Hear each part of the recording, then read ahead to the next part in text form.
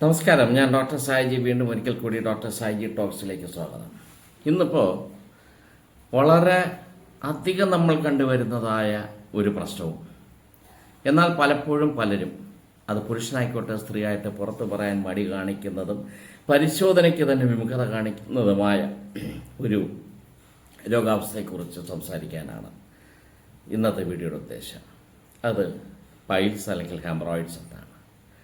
ഇവിടെ പൈൽസ് മാത്രമായി പറഞ്ഞു പോവുക എന്നുള്ളത് കുറച്ച് പ്രയാസമുള്ള കാര്യമാണ്. കാരണം പലപ്പോഴും അത് മറ്റു രോഗങ്ങളുമായി തെറ്റിദ്ധരിപ്പിക്കപ്പെടുന്നു എന്നുള്ളതാണ്.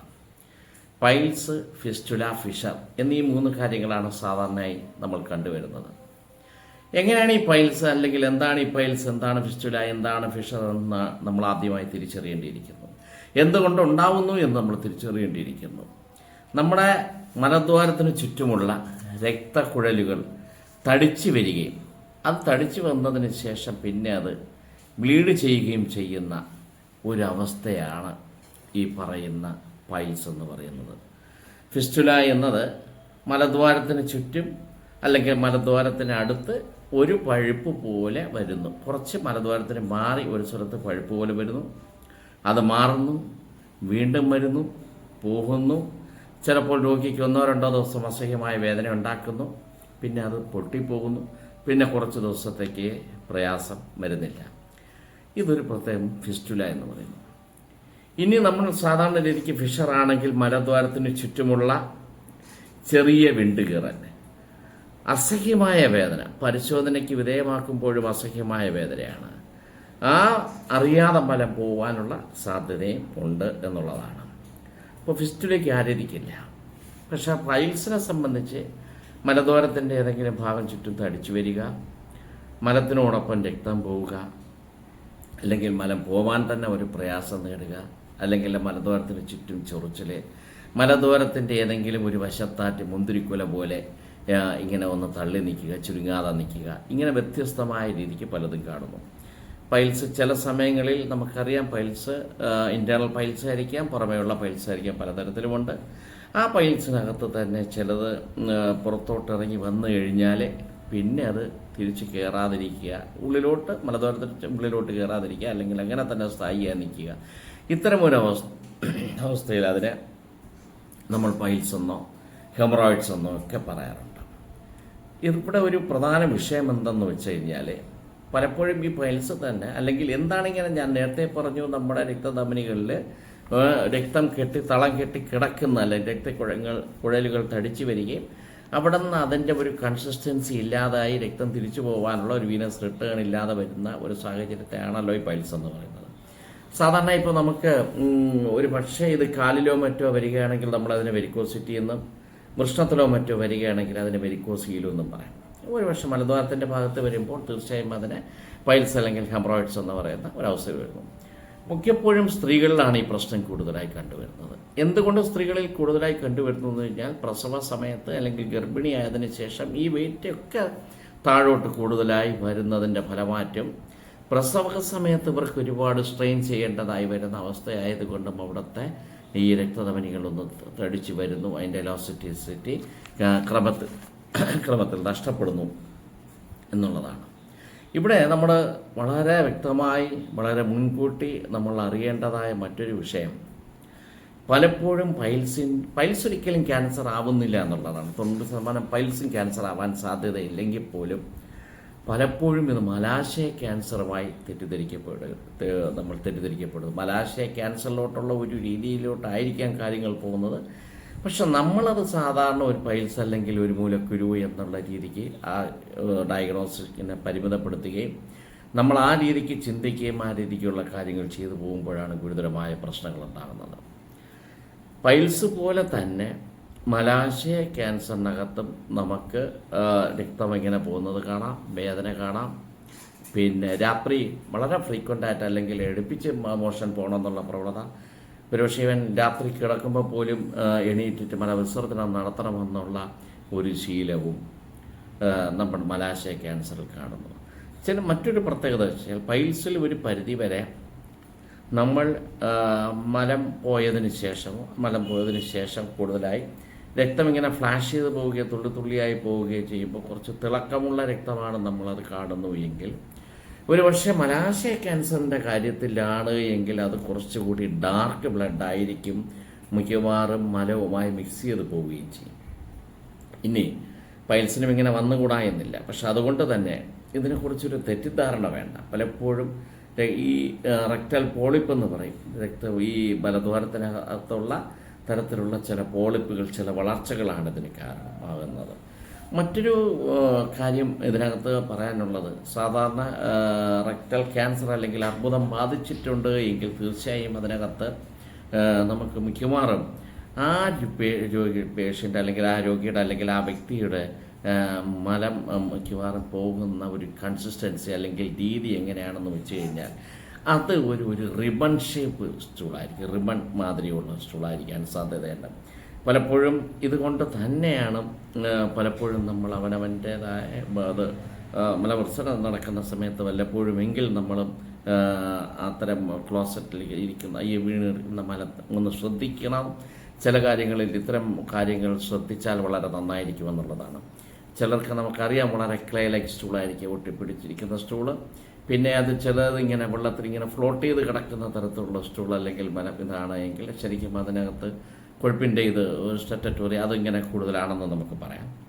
ഒപ്പം ഞാൻ ഈ പറഞ്ഞതുപോലെ മലം മിക്സ് ചെയ്ത് ഡാർക്ക് ബ്ലഡ് വരികയാണെങ്കിൽ തീർച്ചയായും ഇൻറ്റേർണൽ ബ്ലീഡിങ് ഉണ്ടായത് കൊണ്ടാണ് വരുന്നത്. ഇനി മലത്തിൽ രക്തം കണ്ടു എന്ന് പറഞ്ഞത് കൊണ്ട് മാത്രം തന്നെ അതൊരു മലാശയ ക്യാൻസർ ആണെന്നുള്ള ധാരണയിലൊന്നും നമ്മൾ എത്തിച്ചേരേണ്ട കാര്യമില്ല, ഭയപ്പെടേണ്ട കാര്യമില്ല.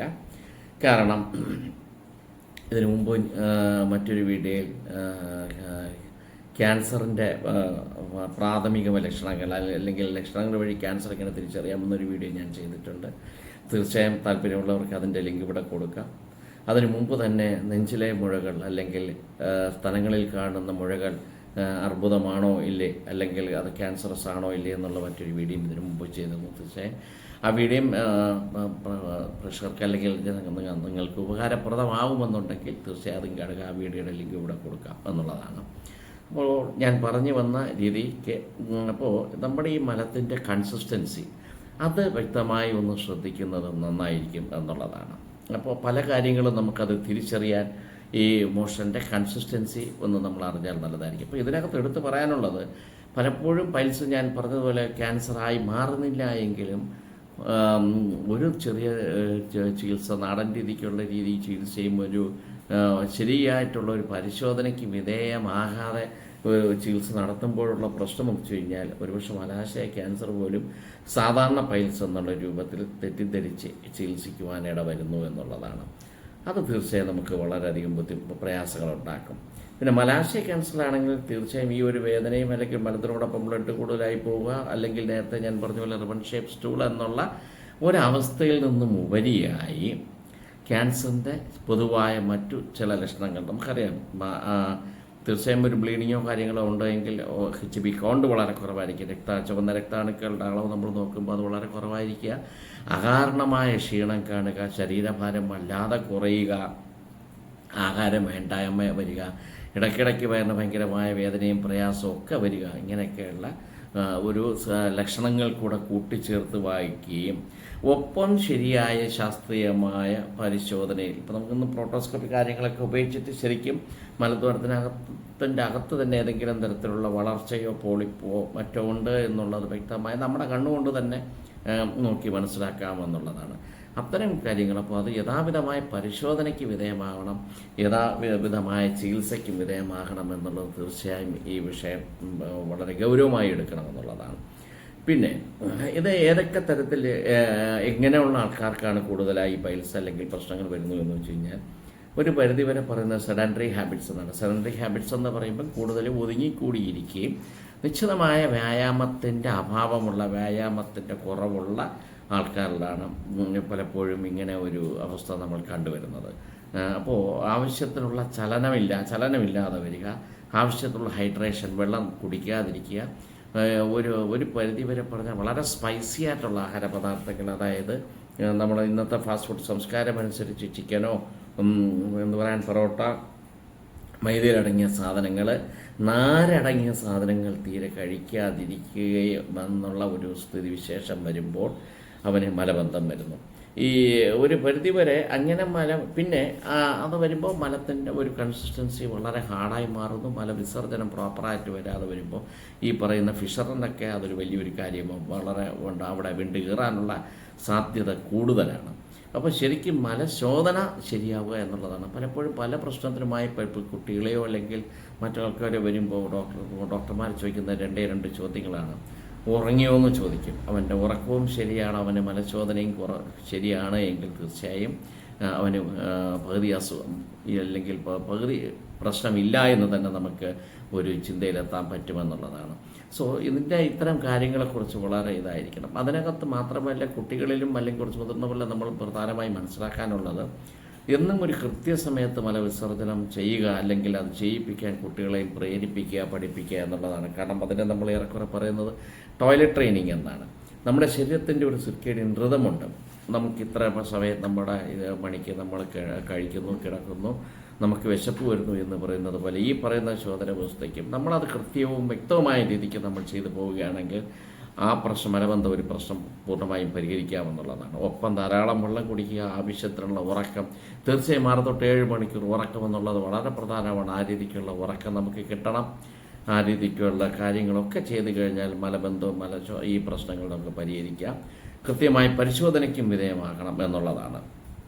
ഇനി ഇതിൻ്റെ ജനറലായിട്ട് ഇതിനെക്കുറിച്ച് നമുക്ക് എന്തൊക്കെ ചെയ്യാം എന്നുള്ള 1-2 കാര്യങ്ങൾ കൂടെ ഞാൻ പറയാൻ ആഗ്രഹിക്കുന്നു. നമുക്ക് വളരെ പ്രയോജനകരമായി കാണുന്ന 1-2 കാര്യങ്ങൾ തീർച്ചയായും പല സിസ്റ്റത്തിലും ഇതിനകത്ത് വ്യക്തമായ നല്ല രീതിക്കുള്ള ചികിത്സയുണ്ട്. സർജറിക്ക് മുമ്പ് തന്നെ നല്ലവണ്ണം ചികിത്സ ചെയ്ത് മാറ്റാൻ പറ്റുമെന്നുള്ള ശാസ്ത്രം, ഹോമിയോപ്പതി പോലുള്ള ആയുർവേദം പോലുള്ള ഒരുപാട് ശാസ്ത്രങ്ങളിലെ സർജറി അല്ലാതെ തന്നെ ഇത് ചികിത്സിച്ച് പൂർണ്ണമായി മാറ്റാൻ പറ്റുമെന്നുള്ളതിന് യാതൊരുവിധ സംശയവും നമുക്കില്ല എന്നുള്ളതാണ് സംശയം. അതിനകത്ത് ഉറപ്പ്. അതിനകത്ത് മറ്റൊരു വിഷയം പിന്നെ പറയാനുള്ളത്, നമ്മുടെ ദിനചര്യ വളരെ കൃത്യവും വ്യക്തമായിരിക്കുക എന്നുള്ളതാണ്. ഞാൻ നേരത്തെ പറഞ്ഞതുപോലെ പിന്നെ ഒരു പക്ഷേ ഇപ്പോൾ പൈൽസിൻ്റെ രോഗവും ഏതെങ്കിലും തരത്തിൽ വേദനയോ പ്രയാസമായി ബുദ്ധിമുട്ടും അല്ലെങ്കിൽ പ്രയാസം അനുഭവിക്കുന്നവർക്കാണെങ്കിൽ തീർച്ചയായും ലൂക്ക് വാം വാട്ടർ, ഇളം ചൂടുള്ള വെള്ളത്തിൽ ഉപ്പിട്ടതിന് ശേഷം രാത്രി നമ്മുടെ കുളി കഴിഞ്ഞതിന് ശേഷം എപ്പോഴാണെങ്കിലും അത് കഴിഞ്ഞതിന് ശേഷം ഒരു 10-15 മിനിറ്റ് ടബിൽ അങ്ങനെ ഇരിക്കുക എന്നുള്ളത് ഇതിൻ്റെ വേദനയ്ക്ക് ഭയങ്കരമായി കല്ലുപ്പായിരിക്കണം, വളരെയധികം ആശ്വാസം നൽകുമെന്നുള്ളതാണ്. മറ്റൊരു കാര്യം എടുത്തു പറയാനുള്ളത്, നമ്മുടെ തീർച്ചയായും കോഴിമുട്ട അല്ലെങ്കിൽ ഇറച്ചിയൊക്കെ അല്ലെങ്കിൽ ഈ ചിക്കൻ കാര്യങ്ങളൊക്കെ നമുക്കിതിന് ദോഷമായി വരുമെങ്കിലും നമ്മുടെ താറാമുട്ട വേവിച്ച് കല്ലുപ്പിനകത്ത് വെച്ച് രാത്രി വെച്ചതിന് ശേഷം രാവിലെ എടുത്ത് കഴിക്കുന്നത് വളരെ പ്രയോജനകരമാണെന്ന് പല രോഗികളിലും അല്ലെങ്കിൽ പലരിലും പരീക്ഷിച്ചും പറഞ്ഞു കൊടുത്തും അവിടെ നിന്നും കിട്ടിയ ഫീഡ്ബാക്ക് അനുസരിച്ചിട്ട് വളരെ പ്രയോജനകരമായി എന്ന് പറയുന്നു. അതിനോടൊപ്പം വാളൻ പുളിയില രാത്രി ഒരു പിടി എടുത്തതിന് ശേഷം വെള്ളത്തിയിട്ട് തിളപ്പിച്ച് അത് രാവിലെ കുടിക്കുന്നതായിരിക്കും നല്ലത്. രാവിലെ വെറും വയറ്റിൽ കുടിച്ചാലും പൈൽസിന് വളരെ ഉത്തമമായ ഒരു പ്രതിവിധിയാകുന്നു എന്ന് പറയും. പ്രതിവിധിയാകുന്നു എന്നല്ല, പ്രതിവിധിയാണ്. ഒപ്പം ഉള്ളിയുടെ ഒരു സാധ്യത നമുക്ക് പറയാതിരിക്കാൻ നോക്കിയില്ല. ഉള്ളി അരിഞ്ഞ് മോരിലിട്ട് കാച്ചി കുടിക്കുക എന്നുള്ളത് മോര് ഇതിന് വളരെ പ്രയോജനം ചെയ്യുന്നുള്ളതാണ്. നാട്ടറിവും പഴയ ചികിത്സാ രീതിയും കാര്യങ്ങളും വെച്ചിട്ട് മോരിൻ്റെ ഉപയോഗം ഈ പറയുന്ന അസുഖങ്ങൾക്ക് വളരെ പ്രയോജനം ചെയ്യുമെന്നുള്ളതാണ്. എന്ത് തന്നെയാണ് എങ്കിലും അത് പൈൽസാകട്ടെ, ഫിസ്റ്റുലയാകട്ടെ, ഫിഷറായിക്കോട്ടെ, വ്യക്തമായ പരിശോധനയ്ക്ക് വിധേയമായി കേട്ടുകേഴ്വി വെച്ച് മാത്രമുള്ള ചികിത്സയ്ക്ക് മറ്റു കാര്യങ്ങളിൽ പോവാതെ ചികിത്സയ്ക്ക് വിധേയമായി പരിശോധനയ്ക്ക് വിധേയമായി അതിൻ്റെ അംഗീകാരമുള്ള ഒരു ഡോക്ടറുടെ കയ്യിൽ നിന്ന് മരുന്നുകൾ വാങ്ങി കഴിക്കുക എന്നുള്ളത് എടുത്തു പറയാനുള്ളതാണ്. ഇത് എല്ലാവരുടെയും അറിവിലേക്കായി മാത്രം ഈ വിവരം, ഈ ഒരു ആരോഗ്യ അറിവും പ്രായോഗികമായി കിട്ടിയിട്ടുള്ള ചില അറിവുകൾ കൂടെ നിങ്ങളോടൊപ്പം ഷെയർ ചെയ്യുന്നു എന്നുള്ളതാണ്. അതിൻ്റെ ആധികാരികത പ്രായോഗികമായി കിട്ടിയിരിക്കുന്ന അതിലേക്ക് മുട്ടയുടെയും വാളൻ പുളിയിലയുടെയും ഒക്കെ കാര്യം പറഞ്ഞത് നിങ്ങൾ സ്വയം പരീക്ഷിച്ച് മനസ്സിലാക്കാനുള്ള വിഷയമാണ് അതിൻ്റെ ആധികാരികത. തീർച്ചയായും നിങ്ങൾക്ക് ഈ വീഡിയോ ഇഷ്ടപ്പെട്ടു എങ്കിൽ ഇതിനെ ലൈക്ക് ചെയ്യുക, സബ്സ്ക്രൈബ് ചെയ്യുക, ഹൈപ്പ് ചെയ്യുക. മറ്റൊരു നിങ്ങൾക്ക് എന്തെങ്കിലും അഭിപ്രായങ്ങളുണ്ടെങ്കിൽ തീർച്ചയായും കമൻറ്റ് ബോക്സിൽ രേഖപ്പെടുത്താം എന്നുള്ളതാണ്. മറ്റൊരു ടോപ്പിക്കുമായി വീണ്ടും വരുന്നു. അതുവരെ നന്ദി, നമസ്കാരം, താങ്ക് യു.